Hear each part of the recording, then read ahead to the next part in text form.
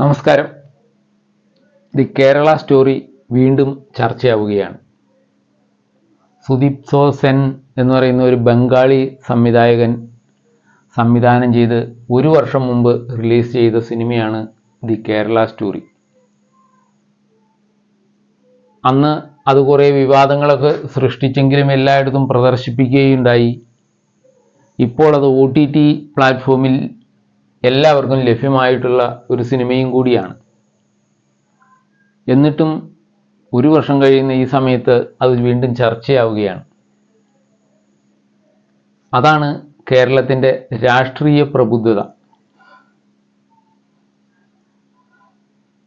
ഒരു നാണവുമില്ലാതെ തികച്ചും കണ്ണടച്ചുകൊണ്ട് സത്യത്തെ മൂടിവെക്കാമെന്ന് വിചാരിക്കുന്ന മൂഢന്മാരായ രാഷ്ട്രീയക്കാർ പറഞ്ഞിരുന്നത് കേട്ട് വീണ്ടും അത് ചർച്ചയായിരിക്കുകയാണ്.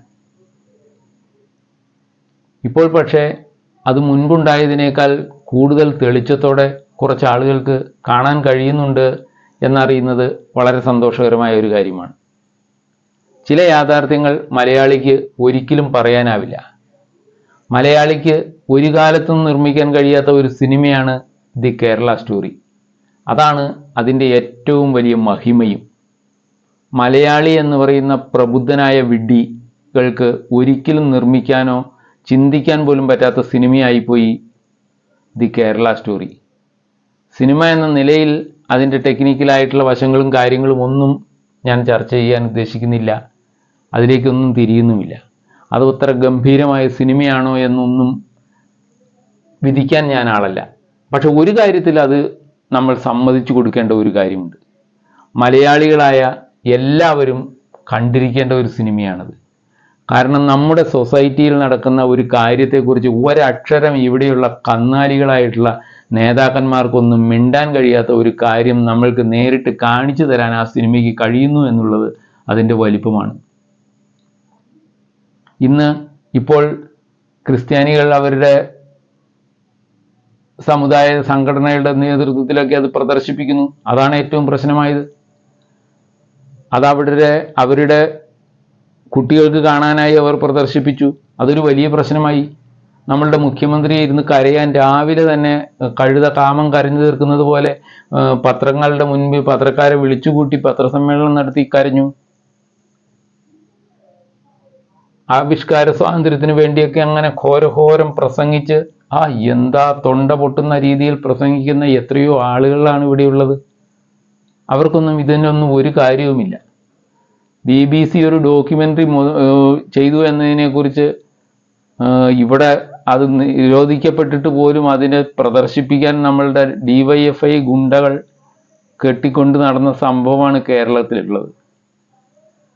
സ്വന്തം കാലിനടിയിലിരിക്കുന്ന മണ്ണിൽ നടക്കുന്ന കാര്യങ്ങളെക്കുറിച്ച് അറിയാത്ത കന്നാലികളാണ് ഇവിടെയുള്ള നേതാക്കന്മാരും ഇവിടെയുള്ള സാംസ്കാരിക നായകരും. എന്നിട്ട് ഏതെങ്കിലും ഒരുത്തൻ ഒരു കൃത്യമായ ഒരു കണ്ണാടി ഇങ്ങോട്ട് കാണിച്ചു തന്നപ്പോൾ എല്ലാത്തിനും അങ്ങോട്ട് ഇളകി. ഇവിടെ നടക്കുന്നതല്ല, ഇവിടെ നടന്നിട്ടേ ഇല്ല, ഇവിടെയൊക്കെ ആരാ ഇതൊക്കെ കേൾക്കാത്ത, ആരാ ഇതൊക്കെ അറിയാത്ത? കേരളത്തിൽ ആർക്കാണ് ഇത് അറിഞ്ഞുകൂടാത്തത്? ഇവരാരെയാ പറ്റിക്കാൻ നോക്കുന്നത്? കേരളത്തിലെ മുസ്ലിങ്ങൾക്ക് കൃത്യമായിട്ടറിയാം. മുസ്ലിം സ്ത്രീകളെല്ലാവരും ഈ നാഷണൽ ചാനലിൽ അത് വന്നപ്പോൾ അത് കണ്ടിട്ടുണ്ട്. കാരണം അവരെയൊന്നും വീട്ടിൽ നിന്ന് പുറത്തിറക്കി കൊണ്ടുപോയി കാണിക്കാൻ ഇവിടെ ആരും തയ്യാറായിട്ടുണ്ടാവില്ല. അപ്പോൾ അങ്ങനെയുള്ളവർക്കെല്ലാം കാണാൻ വേണ്ടിയാണ് അത് നാഷണൽ ചാനലിൽ പ്രക്ഷേപണം ചെയ്തത്. വളരെ അത്യാവശ്യമായ ഒരു കാര്യം. കേരളത്തിലുള്ളവർക്കെങ്കിലും അവരത് കാണേണ്ടത് തന്നെയാണ്. മുസ്ലിം സ്ത്രീകളും അത് കാണണം. അവരറിയണം ഇതിങ്ങനെയൊക്കെ ചെയ്യണുണ്ട് ഞങ്ങളുടെ ആൾക്കാർ തന്നെ എന്ന്. എല്ലാവരും ചെയ്യുകയല്ല. അതിനകത്ത് കുറേ ആളുകൾ അതിനുവേണ്ടി പരിശ്രമിക്കുന്നുണ്ട്, ചെയ്യുന്നുണ്ട്, ചെയ്തുകൊണ്ടിരിക്കുന്നുണ്ട്, ഇനിയും ചെയ്യും. പണം കള്ളക്കടത്ത് നടത്തി മയക്കുമരുന്നിലൂടെയെല്ലാം കിട്ടുന്ന പണം ഇങ്ങോട്ട് ഒഴുകുകയാണ് ഇങ്ങനെയുള്ള പ്രവർത്തനങ്ങൾക്ക്. അത് നിയന്ത്രിക്കാനല്ലേ ഇത് നടക്കാതിരിക്കുകയുള്ളൂ. അതിനിപ്പോൾ കുറേയെല്ലാം PFIയുടെ ഒരു നിരോധനത്തോടു കൂടി കുറേയെല്ലാം അയവ് വന്നിട്ടുണ്ട്. ഇനിയും അത് ഇവിടെ നിന്ന് നിർമാർജനം ചെയ്യേണ്ടതുണ്ട്. അതിന് കരുത്തുള്ള ഒരു ഭരണകൂടം ഉണ്ടാവുക തന്നെ ചെയ്യും. ഇവിടെ അതിന് നമ്മുടെ പിണറായി സഖാവൊന്നും ഒരു വിഷമവും വിചാരിക്കേണ്ട കാര്യമില്ല. അതൊക്കെ തന്നെ നടന്നോളും. ഇവിടെ നടത്താനുള്ള ചങ്കൂറ്റമുള്ള ഭരണാധികാരികളുണ്ടാവും. പക്ഷേ നമ്മളുടെ സഭകൾ കാണിച്ചത് ഒരു വൃത്തികേടായിപ്പോയി എന്നാണ് നമ്മളുടെ മുഖ്യമന്ത്രി പറയുന്നത്. മുഖ്യമന്ത്രി ഇങ്ങനെ ആവേശത്തോടെ അതിനെ എതിർത്ത് ഇവിടെ ഇങ്ങനെ ഒരു സംഭവമേ നടക്കുന്നില്ല എന്ന് പറഞ്ഞ് എല്ലാം അങ്ങോട്ട് കറക്റ്റാക്കി കൊണ്ടുവന്ന സമയത്ത് സഭ അത് പ്രദർശിപ്പിച്ച് കുട്ടികൾക്ക് ബോധവൽക്കരണം നടത്താനായി പ്രദർശിപ്പിച്ചു എന്ന് പറഞ്ഞത് ഒരു മോശമായിപ്പോയി. അത് സഹാവ് ഇങ്ങനെ ഭരിക്കുന്ന ഒരു രാജാവായി വിലസുന്ന സ്ഥലത്ത് അത് മോശമല്ലേ? അതുകൊണ്ട് എന്ത് പറ്റി? തലശ്ശേരി, താമരശ്ശേരി രൂപതകളെല്ലാവരും അവരുടെ എല്ലാ പള്ളികളിലും തന്നെ ഇപ്പോൾ കാണിച്ചുകൊണ്ടിരിക്കുക. 300 സ്റ്റേജിൽ അത് കാണിക്കുമെന്നാണ് അവർ പറയുന്നത്. വളരെ നല്ല കാര്യമാണ്. പെൺകുട്ടികൾ ഇത് അറിഞ്ഞിരിക്കണം. എല്ലാ പെൺകുട്ടികളും അറിഞ്ഞിരിക്കണം. മുസ്ലിമോ ഹിന്ദുവോ ക്രിസ്ത്യനോ ഒരു വേർതിരിവും വേണ്ട. ഇതുപോലുള്ള വൃത്തികേടുകൾ ഈ രാജ്യത്ത് നടക്കുന്നുണ്ടെന്ന് അവരറിയണം. ഏത് പെൺകുട്ടിയാണെങ്കിലും അറിയണം. അതിന് ഏറ്റവും നല്ലൊരു കണ്ണാടിയാണ് ദ കേരള സ്റ്റോറി.